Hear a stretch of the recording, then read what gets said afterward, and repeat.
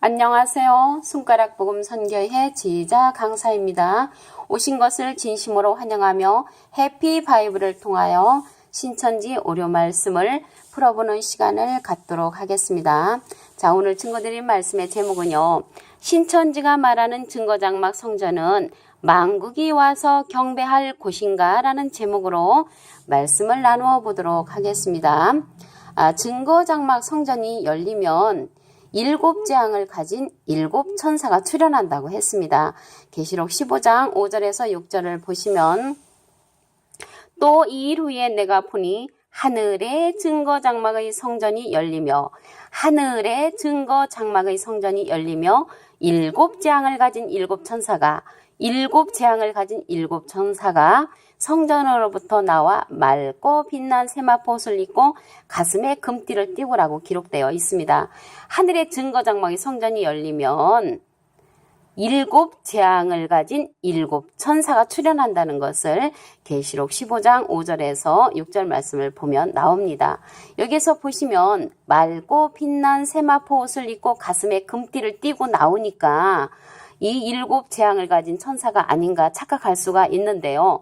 말씀을 다시 한번 보시면 계시록 15장 5절 또 2일 후에 내가 보니 하늘의 증거장막의 성전이 열리며 7재앙을 가진 7천사가 7재앙을 가진 7천사가 성전으로부터 나와 맑고 빛난 세마포옷을 입고 가슴에 금띠를 띠고 이렇게 출현했다는 것을 알 수가 있습니다. 그래서 계시록 15장은 7천사는 재앙의 사명자라는 것을 알 수가 있습니다. 증거장막 성전의 7재앙, 7대접은 하나님의 진노입니다.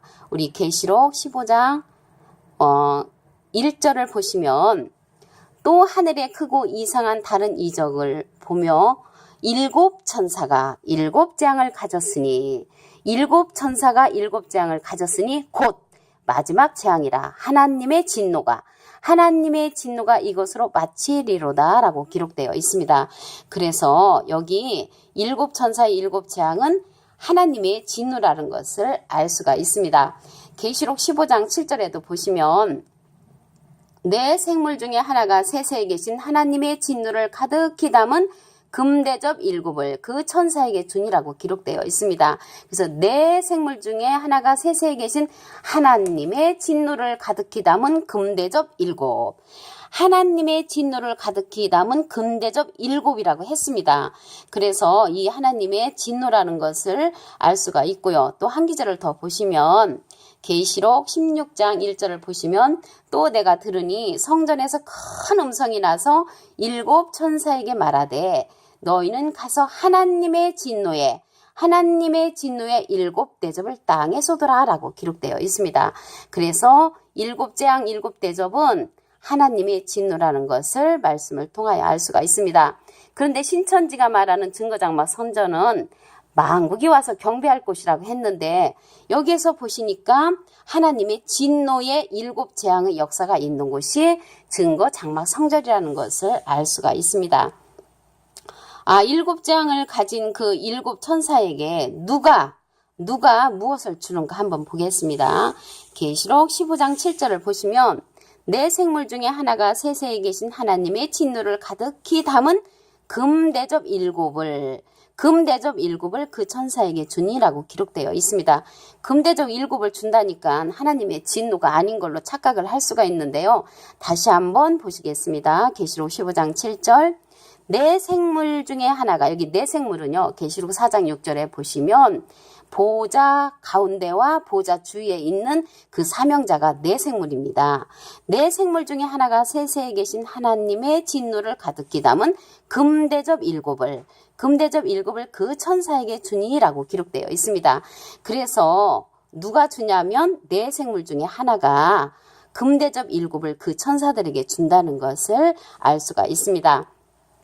그리고 7재앙 마치기까지는 성전에 이제 못 들어간다고 했는데 계시록 15장 8절을 보도록 하시겠습니다. 하나님의 영광과 능력을 인하여 성전의 연기가 차게 되매 7천사의 7재앙이 마치기까지는 성전의 능히 들어갈 자가 없더라라고 기록되어 있습니다.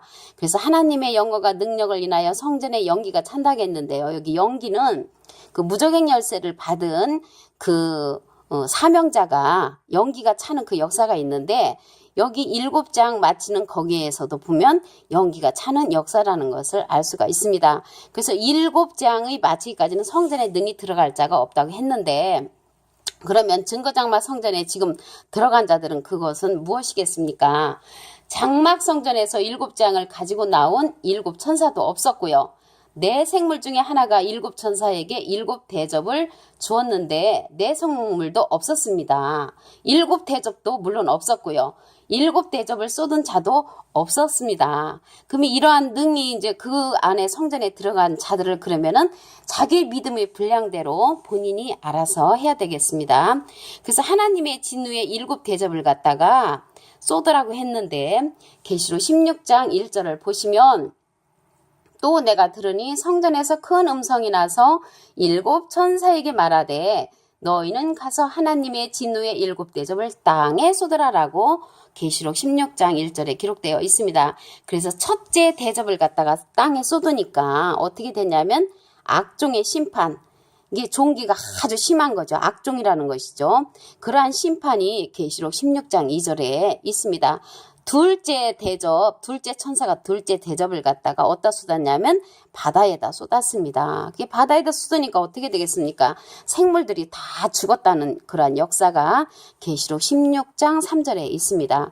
그래서 셋째 대접은 셋째 천사가 쏟았는데 강과 물근원에 쏟았습니다. 그래서 강과 물근원에 쏟으니까는 모든 강이 피가 되어가지고 피를 이제 마시게 하는 그러한 심판이 계시록 16장 4절에서 7절에 기록되어 있습니다.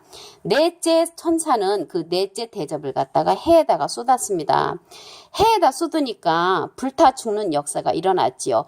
계시록 16장 8절에서 9절에 넷째 대접의 사건이 일어나고 있습니다. 다섯째 천사는 다섯째 대접을 쏟았는데요. 짐승의 보좌에 쏟았습니다. 혀를 깨무는 그러한 역사의 심판이죠. 너무나 아프니까 계시록 16장 10절에서 11절에 다섯째 대접의 역사가 일어나고 있습니다.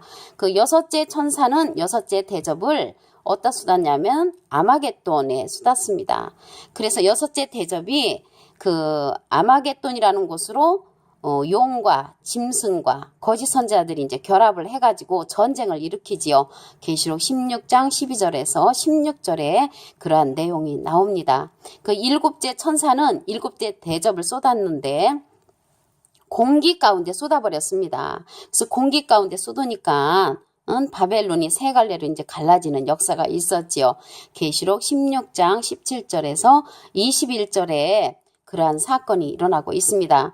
그래서 이렇게 무시무시하게 일어나는 그러한 사건이 어디에서 일어나냐면 증거장막 성전에서 이러한 일이 일어나고 있습니다. 그래서 짐승의 장막이 하늘에 거하는 자들을 회방하는 역사가 있는데요. 그거는 계시록 13장 6절에 기록되어 있고 또 이게 하나님의 장막이 있습니다. 하나님의 장막은 계시록 21장 3절에서 4절에 기록되어 있는데 사망과 애통과 아픈 곳이 없는 그러한 곳이 하나님의 장막이 있습니다. 다시 한번 하나님의 말씀을 보시면 계시록 15장 5절에서 6절을 보시면 7장을 가진 7천사가 출현을 하지요. 계시록 15장 1절에 보시면 7천사가 7재앙을 가졌으니 이게 하나님의 진노라고 했습니다. 하나님의 진노의 7대접은 계시록 15장 7절에도 기록되어 있고요. 계시록 16장 1절에도 보시면 그 7대접은 하나님의 진노라고 기록되어 있는 것을 알 수가 있습니다. 그래서 결론적으로 오늘 말씀을 드리면 신천지가 말하는 증거장막 성전은 만국이 와서 경배할 곳이 아니고 증거장막 성전이 열리면 7재앙을 가진 7천사가 출현해서 7대접 하나님의 진노를 역사하는 곳이 증거장막 성전이라는 것을 하나님의 말씀을 통하여 상고해보는 시간을 가졌습니다. 감사합니다.